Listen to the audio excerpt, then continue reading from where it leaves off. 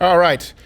Welcome to Ash Wednesday here. We haven't done one of these in a while, but really excited to have my guest on. First, I should mention, not an official sponsor or anything to the show, but if you go to cigarsdaily.com, enter in the promo code Crowder, you get 15% off this Oliva Milanio. It's a smaller cigar, and they sell them in boxes of 10. So just a buddy of mine, good guy. It was really nice. Helped me actually after the surgery with some stuff. Cigarsdaily.com, enter in the promo code. Not a sponsor. YouTube. And we have here, really excited actually. I've been watching him for a long time. I've watched one of his sets, gosh, I want to say back in, might have been 96 at the Just for Laughs in Montreal. So I grew up watching him and really admiring a lot of his stand-up. And then Dave is friends with him. You can listen to his podcast, Bruniverse, and then his special, which is killing it on YouTube, millions of plays. Someone Had to Say It. I think I hit all the plugs. Jim Breuer, how you doing, brother? I'm good, man. Thanks for having me. Oh, I'm glad to have you. Yeah, I know Dave had been on your show. Yeah. And I told you, I grew up watching him. Was it 96 or 97? You must have done the Just for Laughs at that point. Yeah, I think I did 96. Maybe 96, 97. I want to say Kevin James might have been the host. That makes sense. Yeah, but I remember seeing him before he got King of Queens, and I watched the set that got Ray Romano his show. Remember, they used to scout at the Just for Laughs. It was 98, right? Which is... got it?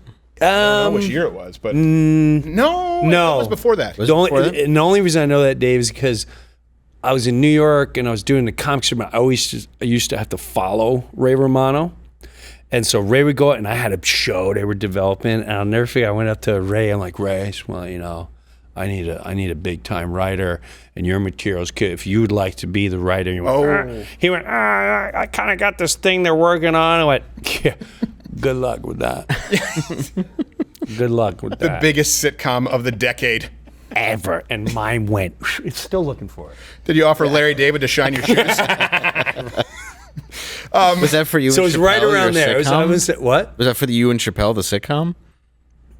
No, it was before Buddies, that. right? It was actually before that. Yeah, okay. Yeah, it was right before. So that was like 94-ish. Okay. And for people who are, and I don't think a lot of them are, but maybe they're not as intensely familiar with you, like obviously stand-up comedy, people have probably seen you, right, in Half Baked and seen your stuff on TV, but now you've been in the news a little bit lately just for stances that are seen somewhat as controversial. You know, chose to do shows where they didn't have the vaccine deal, and then next thing you know, you're in the news, which you're not a news guy. No, I'm not a news guy at all. Matter of fact, but this is why I'm glad I'm at a point in life where I don't check messages. I don't. If I make a video, I put up. I don't. When I made that video and I said I'm not performing any venues that force the vax card, and that came from fans. There were already gigs booked, right? And then the venues said, "No, you got to show up your card." And all I did was make my video. I mentioned, you know, morals. I believe in this. I've God in my life. This thing. I'd rather play whatever I said. And then I just left it. And then I had no clue it was going to turn into what it turned into. Yeah, I had zero clue. What was the fallout like? I mean, I'm sure you got a lot of supporters, but obviously on the flip side. Yes. So I won't mention the name. Huge comedian calls me soon as I'm done with the video, and I knew right away. I'm like, you know what? I'm going to record this. Oh man, was it Bill Burr? He's not gonna. Oh, did you just call like, dude, you can't not do shows the f***ing vaccine. Are you out of your f***ing mind? Dude, I know what you're thinking. I don't want people to. Oh my God. Right? I'm sorry. We'll just bleep that. This is one of the. No. But then the impression. I didn't say it was. I didn't say it was. Of course you didn't. I'm more impressed by your impression. I had Nick DiPaolo call me furious because we had him on a podcast one time, and on that was the same show on YouTube where I did Bob Ross painting Muhammad. Yeah. And I just get a call, Nick DiPaolo. I'm like, okay, I was driving. I got to put it down. And then I get a second call, Nick DiPaolo. And I never hear from him. He's a kind of a recluse. And I pick up and say, are you out of your f***ing mind? You got me next to Muhammad and he's just going nuts. I'm like, Nick DiPaolo is nervous about this. And it's weird what gets people uncomfortable. That would be one of the things that should. Yeah, it makes sense. Yes. I mean, I don't want to be I don't want to stick in the mud. He was correct. I didn't, yeah. So, yeah, I got a call from someone, and I got to say, I was a little shocked. Yeah. That where they were coming from, and I just held my stance. I'm like, no, man, I'm telling you. And then we got a little intense with the conversation. He was talking about vaccines. Like, hey man, not for nothing, but I know for a fact, some people very close to my life that have been affected. Of course. Not from what just came out, but from the past. Right. We're talking about paralyzed at 5 years old, and it took a year and a half too. So why don't you tell them that's all nonsense? And why don't you tell this kid? So, yes, there was feedback. I lost some gigs that I had. I also had the special. Mm-hmm. The Somebody Had to Say It. It was going to air on a platform where, dude, my following at the time was like 40, 50. I don't know how to download stuff. I just want to press. I want to see Jim's special. Hit here. Wait, did you just say you don't know how to download things? I do, Steve. But it's just I don't want to. It takes a minute. It does take a while. It's annoying, especially if it's in the cloud. I don't fully understand. So the whole then the special was dropped. Yeah. And so whatever. So yes, but I don't care. Was the special drop from us? Sorry to interrupt, but was the special drop from an actual streaming service? Yes. Can you say which one or no? I honestly don't.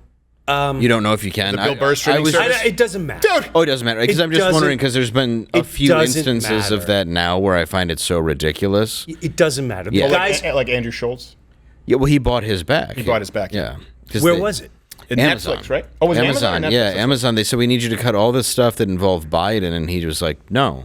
So he bought it back from Amazon and then aired it all out. Which is so funny because he's a comedy witch hunt. I mean, Biden, like, for crying out loud, regardless of politics, you'd think people would admit, okay, this is fodder for comedy. It was all the cruelty if he got lost in his front yard. You know what I mean? Stuff like that. Where the fact that you can't even eat. This is the biggest comedy gold in history. I know. Is this administration? How are you not saying anything? And then if you say something, how do you not realize we are in the middle of you will not speak of the following peoples?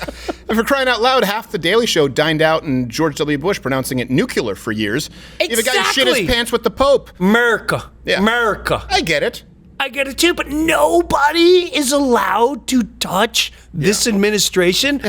You will not even discuss well, the Nick vice president. Former vice president, yeah. Respect the office. Former vice. No, even her.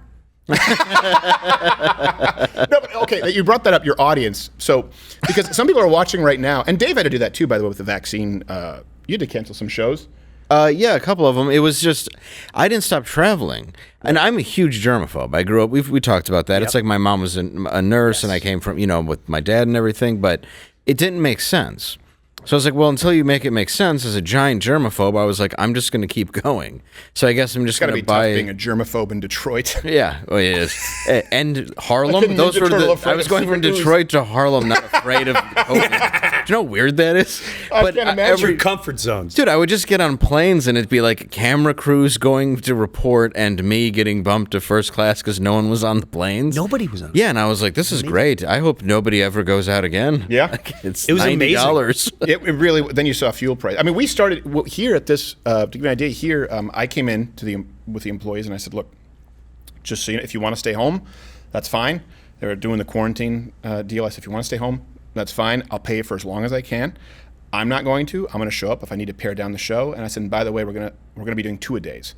So we did the quarantine month, and then I went to 2 shows a day because I knew people were locked up at home. Right. And the numbers that we saw during that time, that was kind of the shift with this company. We went from maybe having 30, 40,000 people watching live at that, any given second, to 150 because people were locked in at home. And it's just, to me, I kind of thought like, wow, I'm sort of surprised that I'm one of the few people doing this when big names in the industry you would think would understand their job is to serve people, not themselves. And a lot of art becomes self-important. But I wanted to get into, you mentioned your audience, like 40, 50, a lot of them. A lot of people are familiar with you from like Half-Baked. Right. Or and sort of stoner humor. Half-Baked. Right. It's to eat. But as like a Christian family man, is that tough to shed a little bit? Like, do people come up and like, hey, do the thing where you smoke the joint? No. But I will say this. I remember there was a period of my life, probably early 2000s, where I'm selling out because of Half-Baked, and they're throwing pot on the stage and blah, blah, blah. But I also found myself trying to appease an audience and ride that wave and make that money.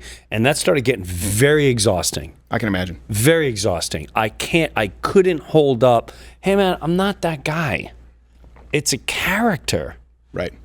At the end of the day, it was a character. I never even listened to Grateful Dead. Right. I can't. So, you just have that Northern European, the bags under your eyes, like I do, Dude, my and then it's bags just are so people are like, oh, he must be on edibles. It's like, but I also, it's just my genetics. I also have heavy eyelids, and I do have. What did you weigh them? How do you weigh eyelids? I've never heard of that. Have you heard of heavy eyelids? Meaning, a compliment is female will say you have bedroom eyes. I have sleepy eyes, and I didn't realize this look, the judgment of people until about 8th grade. Bedroom eyes. Sorry, I just realized how funny that is. It's like such a backhanded. Yeah. You have bedroom eyes. Yeah. I mean, not wife eyes. You're very tired. I would hear that from like older women. I don't know what was going. Like he's got bedroom eyes. You have temporary relationship eyes. Yes. Non-committal eyes.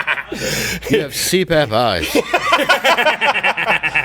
You need to sit in an upright chair and have Vicks Vapo rub every 2 hours. No, okay, so you had these people coming in and you felt like you had to live up to that a little bit. Yeah. And it was. I'm not gonna lie to you, it was great. It was a great run. I'd bring my friends on the road with me, and they were musicians, and we make up little pot songs, and it was awesome. But So you definitely played into it if you were writing. Oh, without a doubt. Without a doubt. I smoked my bong today. You smoked yours today. Yeah. I did mine yesterday. That's why, it was. Yeah. So, And you went home and drank kale. so I didn't, it definitely was, I've always been a God guy. Right. And I've always been, and I had family and close friends come to me going, do you want to be the pot guy?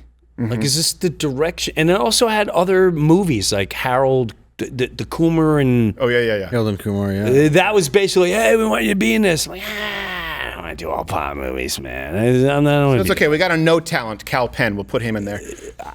I don't know the guy, whatever. No, you're nice. You're nice, I'm not. Yeah, no, that definitely... You're funnier than Cal Penn. Let's just agree on that. Boy, thank you. Nicest thing anybody another ever backhanded said. compliment. Bedroom eyes. You're funnier than Cal Penn. Yeah. Gallagher's got nothing on you, sir. Yeah. Although I did work with Gallagher too.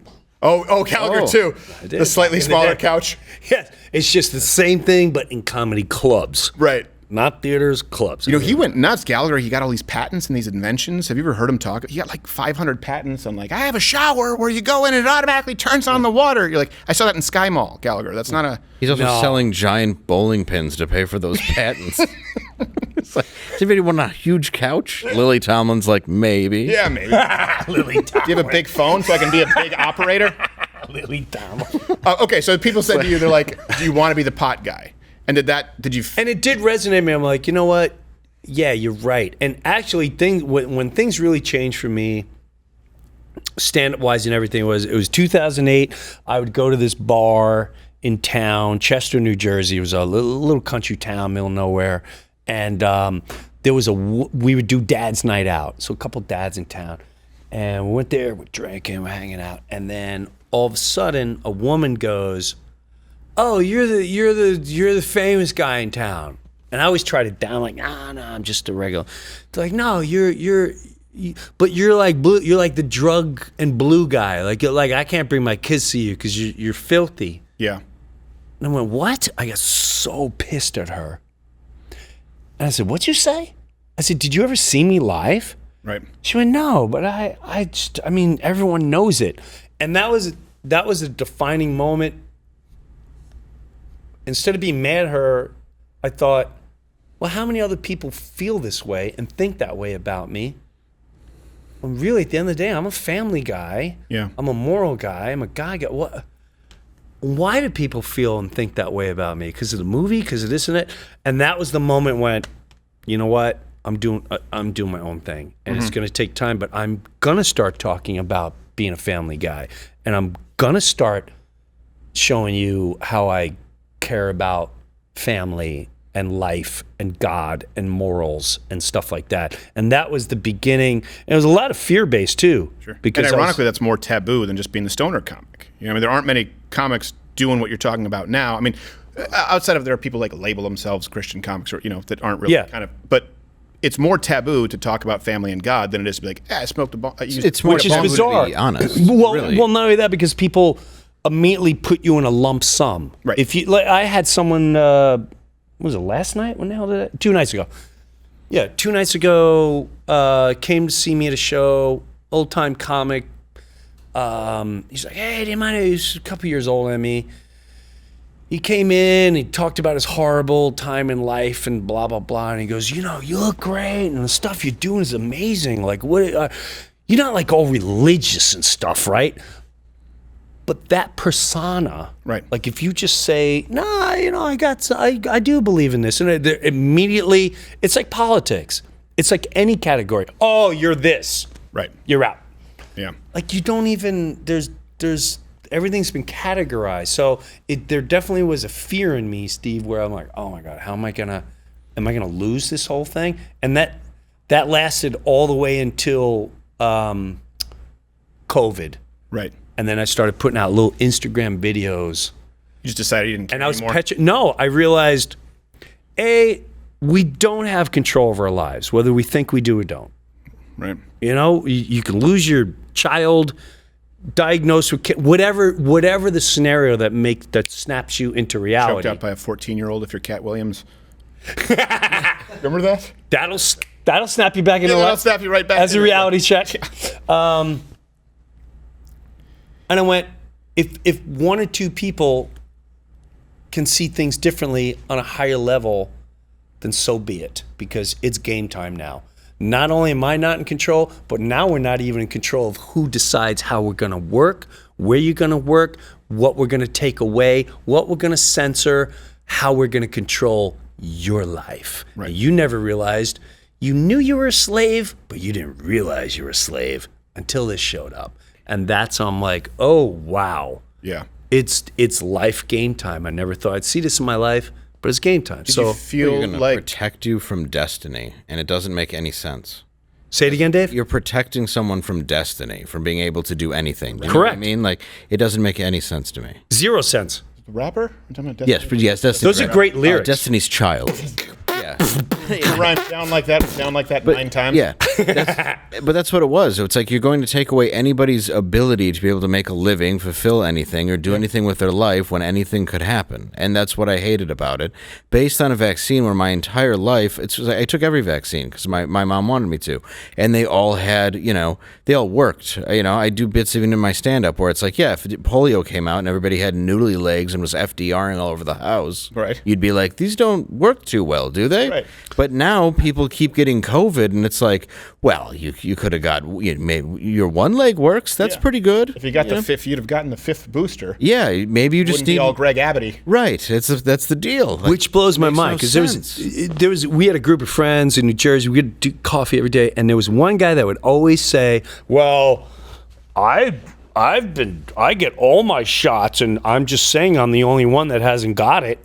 And he would continue to say this, and I'd always just keep quiet. Well, guess who got it? And he got it worse than anyone else. He's 4 shots in, boosted and all that. Right. And then I would never say, so, Right. That's a little weird. And that is, yeah. I mean, you don't want to, just point to the anecdotal if it flies in the face of the empirical, but in this case, it doesn't. And you also have, bodily autonomy, or at least you're supposed to. Right. And I think people just label you anti-vax if you say, I don't know that this is as effective as other, and it's not a vaccine. You're talking about an mRNA augmentation. Effectively, it's not an inoculation. They changed the definition, and just to ask the question, and does it bother? I want you to go, because I can see the wheels turning in the sleepy eyes. But bedroom eyes. If doesn't you're it bother female. you that comics should be the ones at the forefront? This is a very clearly. It's a freedom issue that comics used to be at the forefront of it. Now they're silent. Well, I don't care about other comics.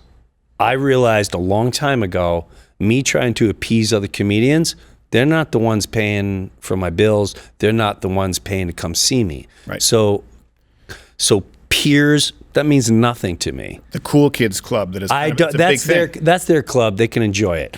They can make their phone calls to me and spew whatever they think is right. That's your deal, brother. Right. That ain't mine.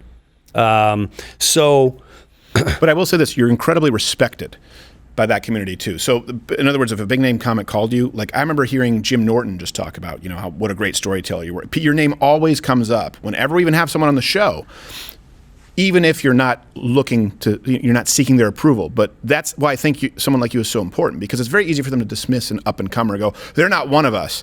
It's very clear you're at that top tier, and you're off the reservation as far as things that are permissible to say. Well, I just go on what I feel, what I'm observing, and from what I observed, I truly to this day feel like that was the greatest voodoo trick in human history. There's been amazing voodoo tricks, and they still continue. Mm-hmm. But I knew, or I felt, this has to be put out. How is nobody touching this? And I'll tell you why. Fear. Fear is the most powerful tool in the world. Right. That is why the mass media, Hollywood, all of them, they're all fearing that, like, I may lose my job, or I may not get money, or I may not do this, or I may lose gigs. Wouldn't you I sleep a lot better at night knowing what I did, rather than, you know what, maybe I should. I had a huge gig lined up, arenas with and they were like, hey man, you gotta, and I went. I love how all of this is distilled to. Yeah. At the end of the day, it's like, hey, you want to go to a ball game? Yeah. Oh, thank you. Right. Yeah. I mean, how do you not see the lunacy in that? Right. How do you not see the lunacy that they brought us to?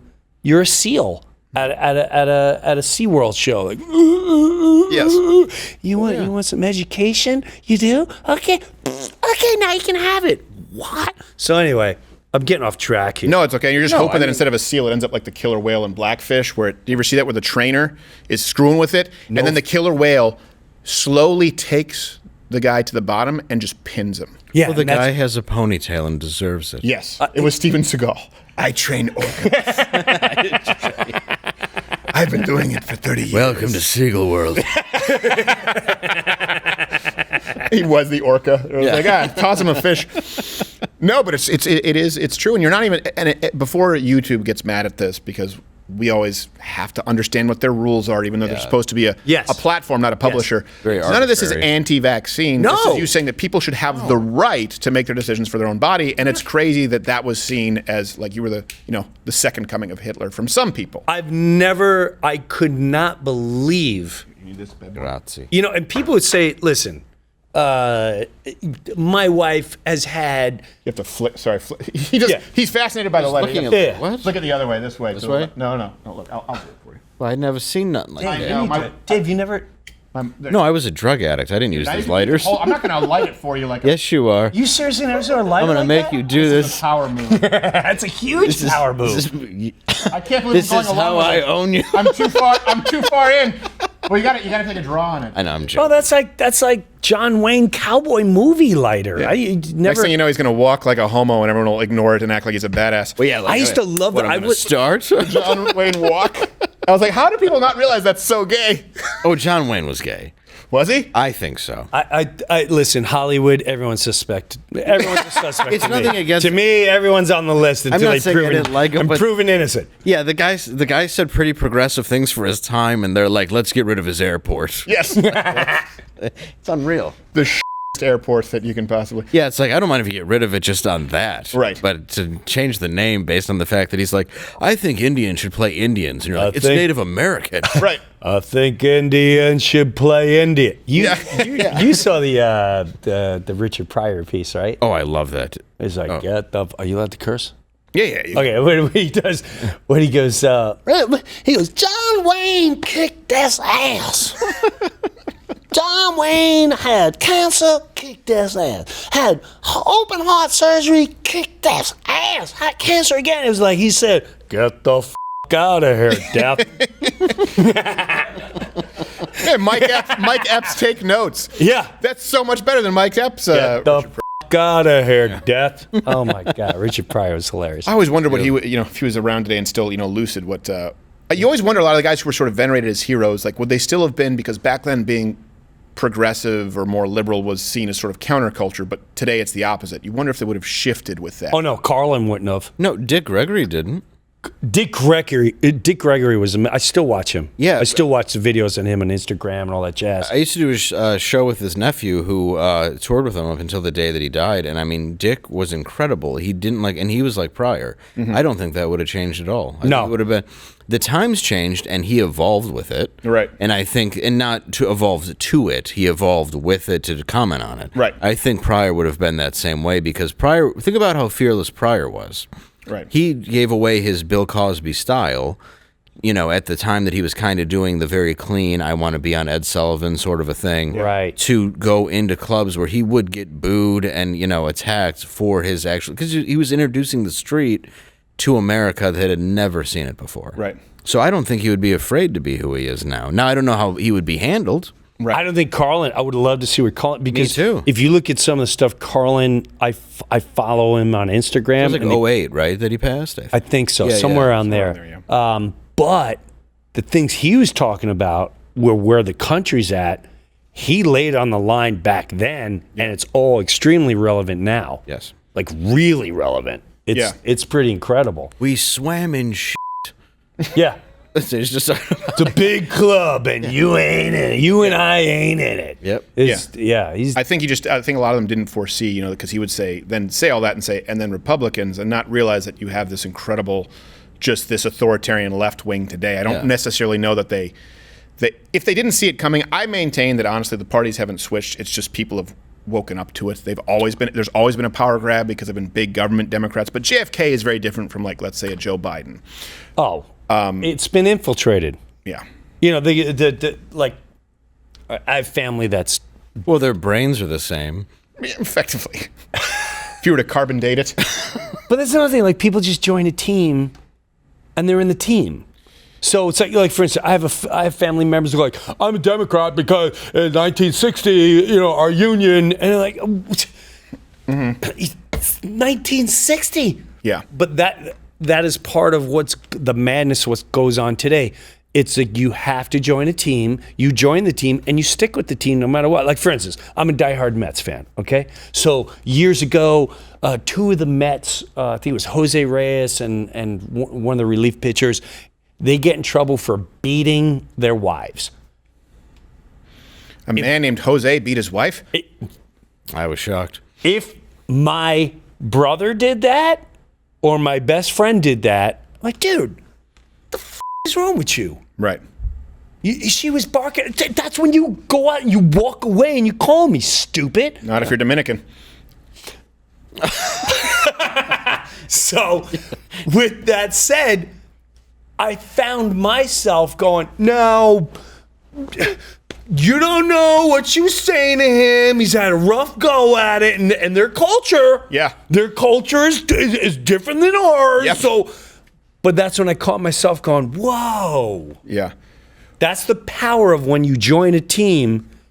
Your morals will go out the window just to defend your team, and that's where we're at now, and that's a dangerous place. It's always interesting to me because I mentioned that, but actually point. one of my first managers was Dominican. I don't want to say his name here, but and I remember having these conversations, and it's sort of you're stuck between a rock and a hard place. Like the progressive left, they get their in a ringer where they're saying, okay, all cultures are equal and they're pro-migrant of any kind, and then they have to defend the culture that a lot of these people, and I don't just mean Islamic terrorist culture, I mean in South America, much more machismo, traditional gender roles, and now they're saying, what's the LGBTQAIP, like Mexican Catholic voters, and it's backfiring on them. They didn't expect this. Well, here, two little things. Just you said culture. Every culture there's multi-cultures. You can't lump it. We went, of course. We went to That's the whole show. We're well off course. Egypt. All right, we went to Egypt last year. I went in there, not knowing what to expect. Simple little concept. My wife's a diehard animal lover. Like Egypt's not the place for her. Oh, she learned the hard. It's like she went by the house like, I smell oh, that's the Nile? Why are they torturing that animal? Oh, no. So we're going to go to the pyramids, and you got to get on the camel. These camels clearly were like, oh, shit. There's tourists. We've had no tourists for 2 years. I got to carry some on my back again. We get on these. I get on mine. This thing gets up. It's got a raw. I have the video. It's raw open wound from the top of its neck all the way down here. What it is, I don't even know. And there's all flies in it. I'm like, oh, is this guy?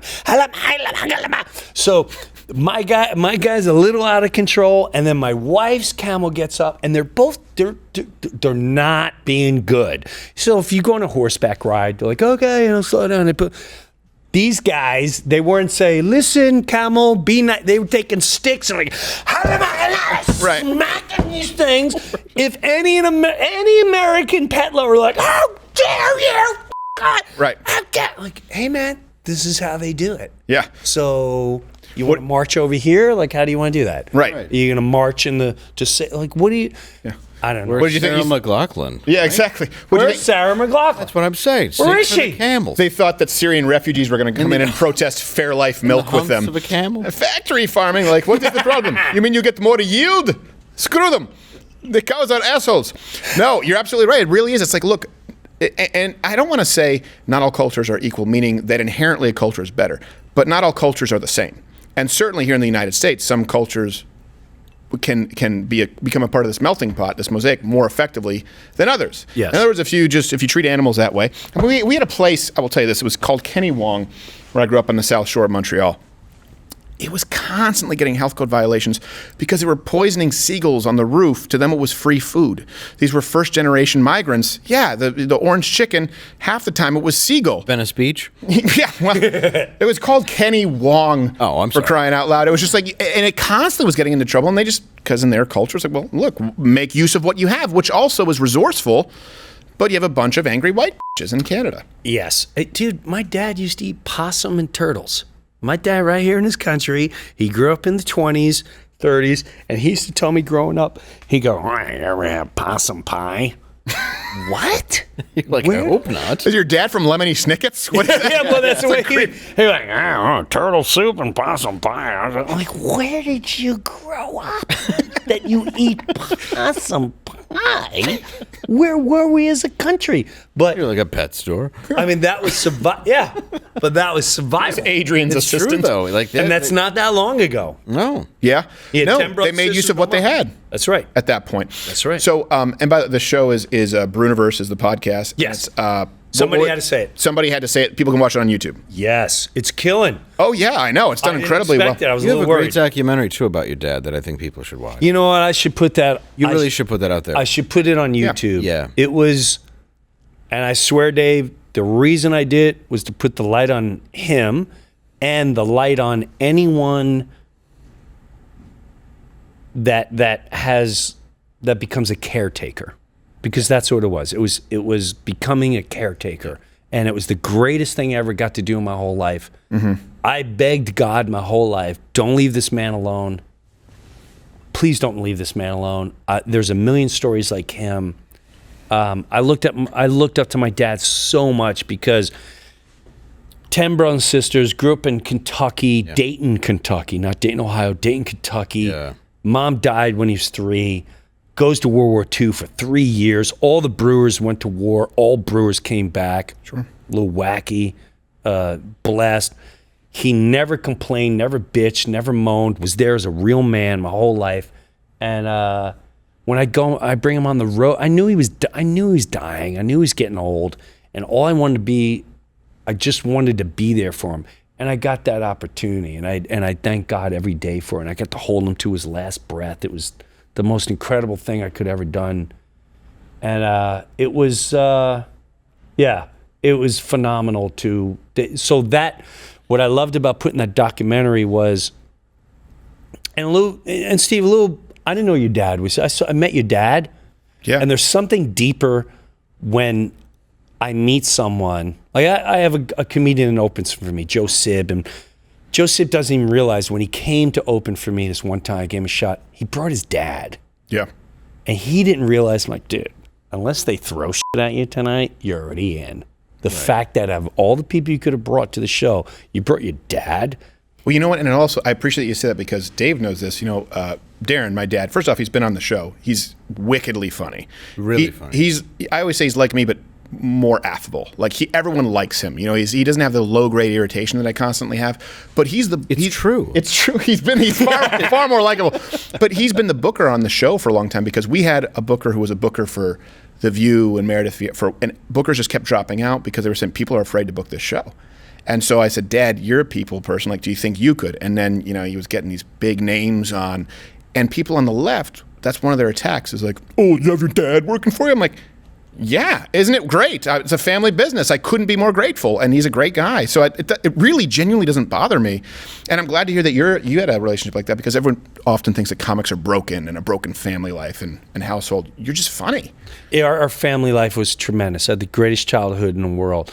And my dad never, and I always look at him because, and the documentary is called More Than Me. Yeah. I honestly don't even know where you can find it, but I feel like I should just put it. Get it on YouTube. I'll After this, people will want to see it. Yeah, I promise you, I'll put it on YouTube. Yeah, it really is something people should see because it helps them. Yeah, it shows, and also shows the connection you should have with your father. How if you still have your parents, shows how important that connection is, and like how you can be there for them. Mm-hmm. So many people think it's a burden, and it's like, and also somebody who doesn't have their dad, you're very lucky. Like if you still have your dad, seriously, thank your lucky stars because it's something that you.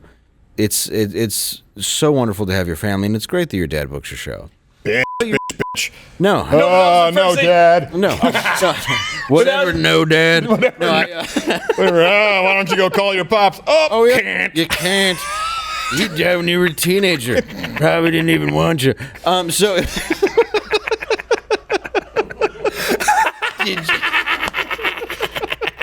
All I know is look. All I know is 22 years you're sitting over that shit.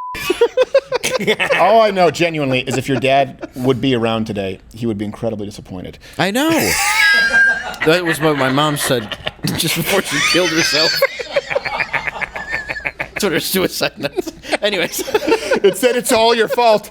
It was a reverse Goodwill Hunting. I miss your dad, but this is mainly you.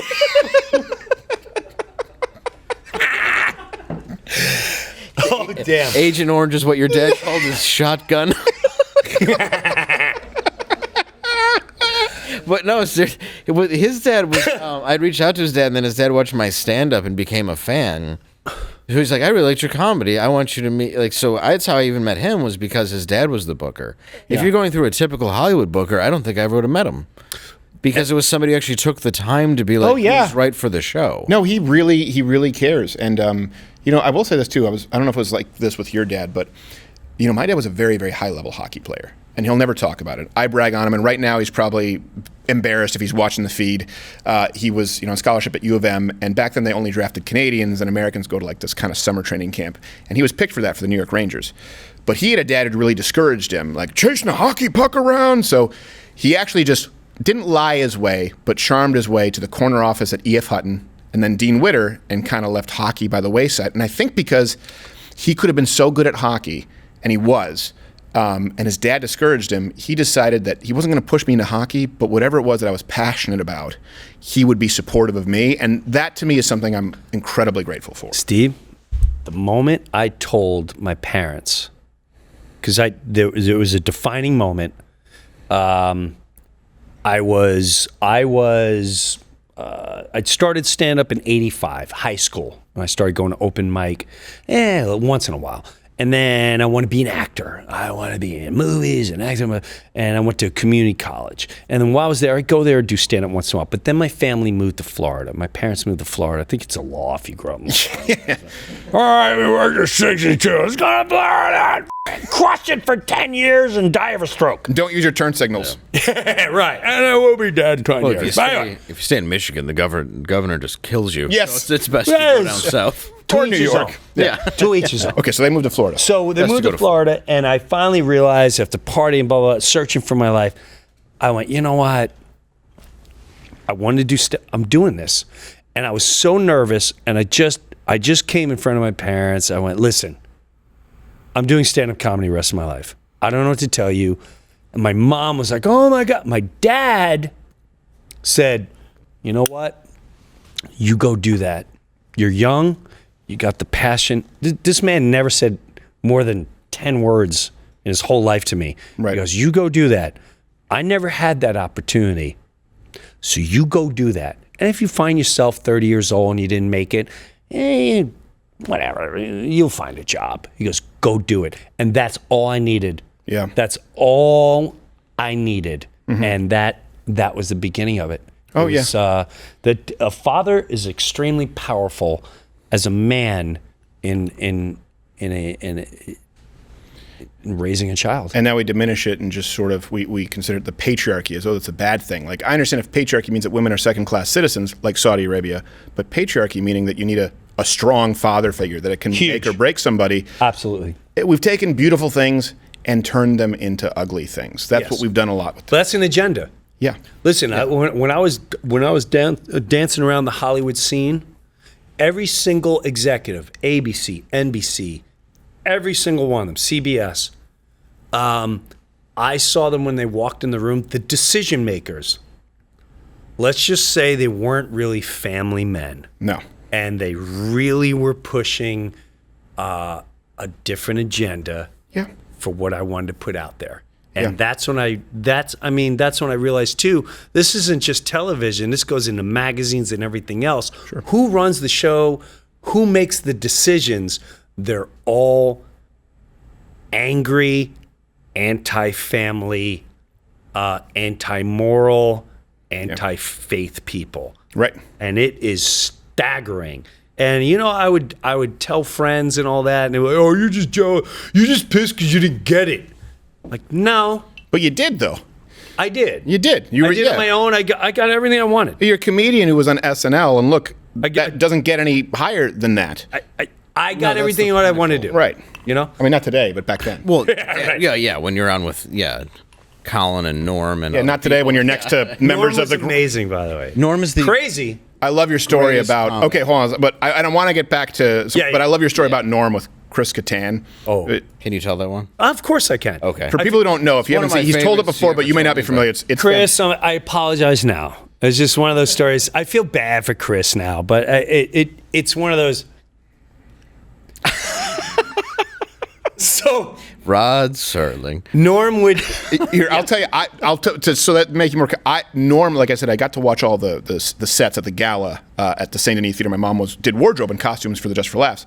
Norm was when I decided I wanted to do stand-up comedy. I started writing stand-up at 13 or 14, but it was because Norm did a joke, and I still remember to this day. It was 1993, maybe 94, and it was about because everyone else was going up kind of short, tight set, right?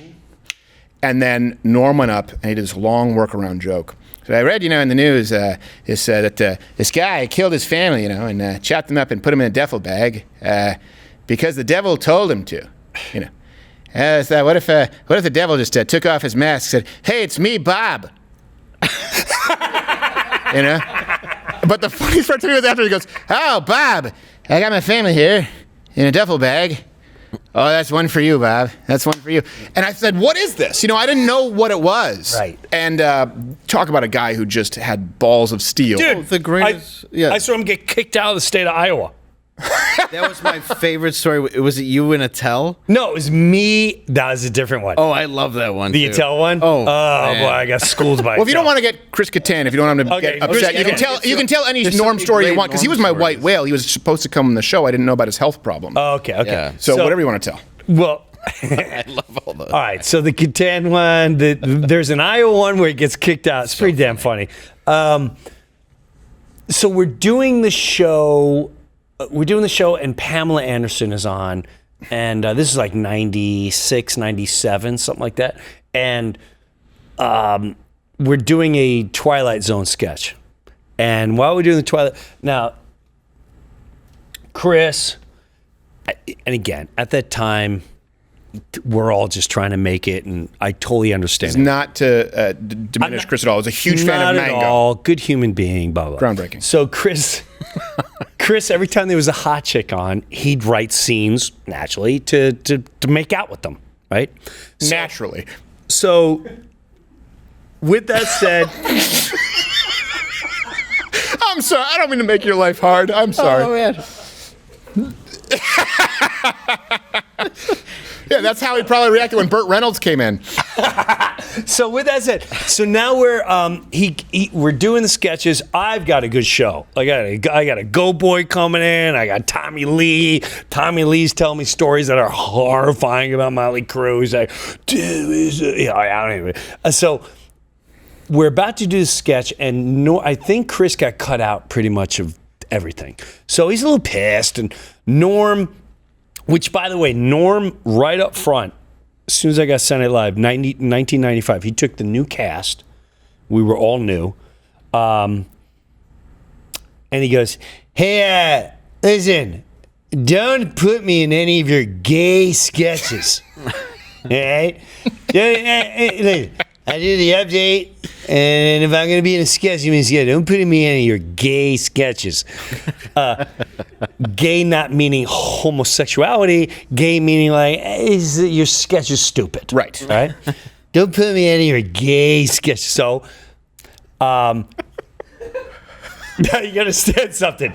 Now we're doing a read-through, all right? So on Wednesdays, you have to do a read-through. And Norm is reading the Twilight Zone sketch. And he's eating a carrot. He's like, imagine, if you will, another place in time. And then, he said he's just half-assing it because he knows. Right. He's seasoned. He knows this is going to make it. Right. So he's not selling it. So it gets picked up, and even I'm like, wow, I don't know how, wow, he'd even try. Boom. Okay. So now we're at rehearsals, and Catan is nonstop. Guy, you gonna even try? Jesus, Norm, you don't even sound like the guy. And Norm, that's a really good Chris Kattan. I never really thought of a good Chris Kattan impression until you did it. But Norm never, like, he'll just cut you down. Like, yeah. I saw him say things to other cast members like, whoa, dude, you don't care. But he's not saying anything to Chris, which is a little weird for me. Like, we're all, me and Colin's like, I don't know, maybe he's, maybe he found God. I don't know. He's not saying anything. And then now we're at the dress show, and Catan's nonstop. God, Norm, sketch, man, try to sell it. It's the only thing I'm in. God, you're fine. Now we do the dress show. The dress show is Saturday Night Live. The crowd's there. They film it. God forbid something happens. They have something in the can. 20 seconds. And Catan starts like, he doesn't even sound like him. He's horrible. And we're in the crowd. That particular sketch is in the crowd. So everyone's listening. And he's just railing Norm. And I can't believe he's doing this in front of a crowd. Right. Yeah. And I can't believe that Norm's not dishing it back. And then the camera's on. And he's like, yeah, imagine, if you will. And, another place in time. I'm like, oh, fuck. This is a sketch I'm not going to be in. He just half-assed it. Right. Now, in between the shows, you got to go in Lauren's office to see what made it. It made it. Not only did the sketch make it, but it's like before update. Yeah. And to get in before update, that's the golden, that's the shot. Now we're about to go live. 1 minute, Jim Breuer, Molly Shannon, Chris Kattan, Norm Macdonald, Pamela Anderson, please get on the set. We get a set, makeup, and I'm sitting there like, what? What is going to go down right? And Kattan starts again. That's foolish. Oh my God, Norm, and we're live this time. You can't even try. Oh my God, Pamela, you're so hot. You're so sexy. You're so beautiful. I love you. Oh my God, if Tommy Lee ever 30 seconds. Oh my God, Norm, we got 30 seconds. 20 seconds. And I'm looking at Norm because in my mind at that time, if that was me, I would have knocked him out. Right. I would have went violent. Yeah. And they go 15 seconds. And Norm's smoking a cigarette. And he goes, Kattan, why don't you just tell everyone you're gay? Because that's why you're so angry. Because you're still in a closet. And the minute you say you're gay, no one cares. It's like you're gay, but that's only 10 seconds! Every hot chick that comes in here, you want to like eat her out and you make a kiss, man. But it's because you're gay. Just say you're gay. 5 seconds!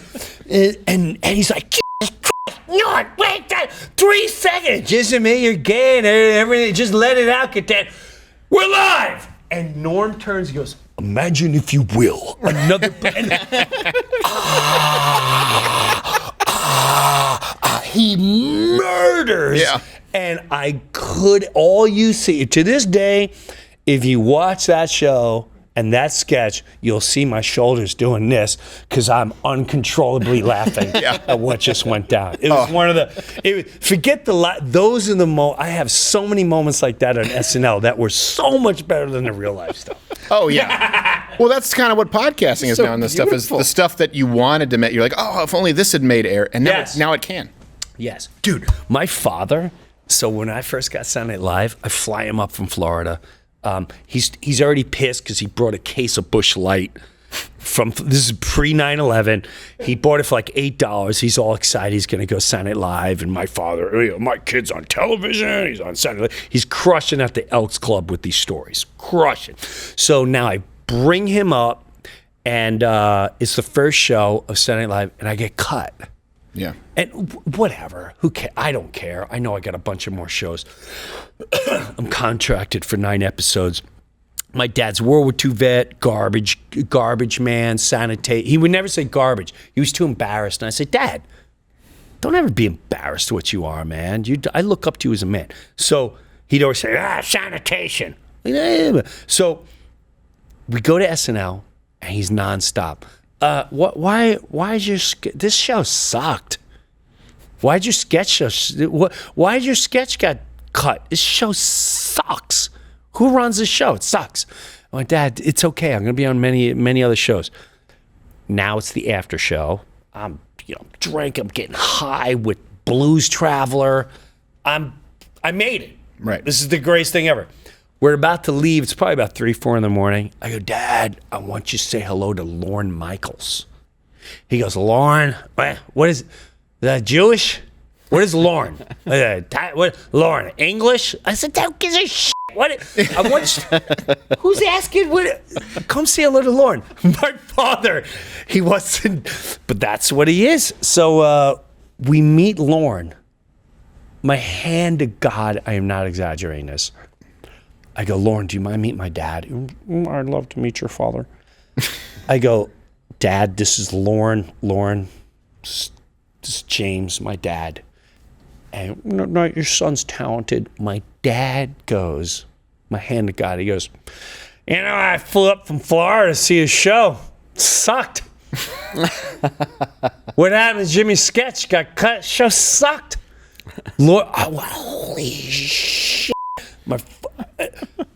Lorne was a pro. He goes, well, next week, Chevy Chase already inquired. He goes, next week, who gives a shit? I mean, what happened tonight? Because the show sucked. And Lorne was like, I love that he wouldn't let him go. No, he was trying to be courteous, but he was like, no, I want answers. What happened tonight? Sucked. Did you make these decisions? Because you suck. Yeah, I brought $8 of Busch Light. Busch I want to Light. know what happened. Done. You suck. None of that Milwaukee ice shit. Yeah. I sprung for it. I went ape shit. Love you, Dad. Dude, and that, as embarrassed as I was as that moment, as time went on, I couldn't believe what a damn hero and a real man he was. Yeah. Because that's your amazing. first episode and greatest story I've heard of SNL so far. Who? I don't think anyone's ever went up to Lorne Michaels and said, your show sucked. Ever. And you took him out. It sucked. Yeah. Dude. I love your World dad. War II vet. He's more like Eat it. we'll sit down and you can talk to my dad before I know you have to go after this, but he has more stories like that too. Just my dad is very tactful about it. My dad is, he's so likable, he's nice, he's charming. And I will tell you this, so when I grew up, he would find a way, he could find your weak point and cut you down so deeply in a nice way where it doesn't really matter what you were saying. Like, I think I said, one time when I was a teenager oh, I hate you. He said something like, yeah, that cyst isn't quite going down like you thought it would on your nose, is it?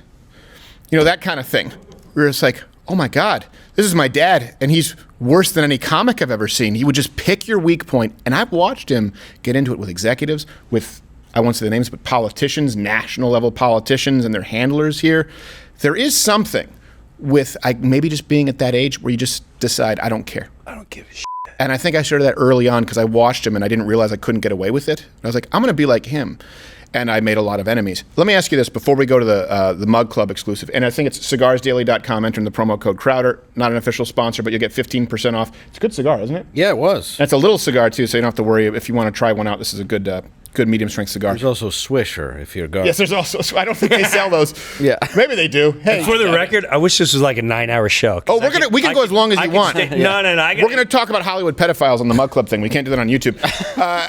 If you have to be, let me ask you this, because you've done so, and I'm not saying this to shine your ass, but you've done so much. Okay, SNL, and you've done the stuff with Dave Chappelle, but you've also done these specials, so many specials, and you've sold out these huge theaters, and then now you're in this chapter where you sort of, inadvertently became controversial. Again, for people who don't know, go watch some of his commentary and watch his specials, and it's nothing that should be offensive, but to some people it was.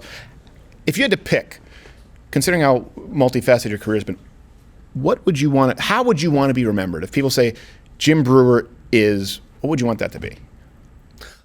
To be dead honest, I'd rather my kids learn from me that I was a hero for them. And then I was a hero for my wife and family. As far as the rest of the world, I've always, I feel like 90% of the time I put a good human vibe out there. 95% of the time. As far as what they remember, I can't control that. Just doing the right thing. That guy always did his own thing. That guy always he stuck to the program, his own program. But I'd rather see that more in my kids, to give them a little, like what my dad did for me. Yeah. And my mom, too. But I think you'll be that, though, for also a lot of other people's kids who don't necessarily have a dad. I will say this, the way I see you is, as someone who, again, I was a kid. Me. Yes. He doesn't have a dad. We're back on that old string he's playing on. let's put it on you again, Dave. Come on. I don't have a dad. My mom killed herself. Okay, we get it. But can you hear me? You start singing Amy Grant songs. Oh my God, is she still around? I think in some capacity. I thought I was going to marry her and I wanted to suck face with her so bad. Yeah, now you're Chris Kattan. Oh, Amy Grant's so sexy. Want to suck face with Amy Grant? Isn't she good looking? I loved Amy. She was cute. But I will say this: I see you as an unwilling hero, an unwilling sort of, I guess, ambassador. The reason that so many people came in and supported you is because there aren't many people saying what you're saying, and there are talking heads who say it, but they say that every day, and so it really registered as genuine, where you just said, I think this vaccine thing, forcing people to, it's a bridge too far. And sometimes the best sort of leaders or ambassadors examples are those who never really wanted, like George Washington said, I shouldn't be president for that long. They wanted him to stay there. Mm-hmm. And so I'm not shining your ass, but I'm just saying you're an example for people who aren't just, your kids are most important, but there are a lot of kids out there, like they say comedy babies or like Mitch Hedberg babies. There'll be a lot of Jim Breuer babies in the next generation. And I want that. I want to see more. My favorite saying in the world, and I won't say who said this quote, only because people judge. They'll be like, who said that? And then they'll find whatever. Oh, he looked at his penis when he was 6 years old. Whatever they'll find. I love the saying. This is one of the sayings that changed my life. One person can change the whole world for the better as long as they don't give a damn who takes the credit. And that was that moment, and just my friend Larry's like, bro, just walk the walk. Let people say, I like the way that guy walks. Trying to think about He walks the walk. Yeah. You can talk the talk all you want. Walk the walk. Yeah. You want to be someone who lived it. And that is, and I'm gladly taking that role as long as it's all aligned with where it should be, whether it's God, whatever it is. But I'm such a sort of like, wannabe detective. I'm trying to think of who the singer is. I figured it out. It's not a singer. Or you said the person who said it. I know who said it. No, you don't. It's Bill Burr. dude, you got to walk the walk, right? It's Bill Burr. We're going back to, all right, it's Bruniverse. Where can people go and find your tour dates? JimBreuer.com. JimBreuer.com. We're going to go to Mug Club exclusive. Thank you guys. Oh, I'm looking at the wrong camera here. This is cask strength bourbon. I told you it'll hit you. No, you're talking. This is your camera, and we'll see you tomorrow. But this is going to go extended. Hollywood Pedophiles. YouTube this off.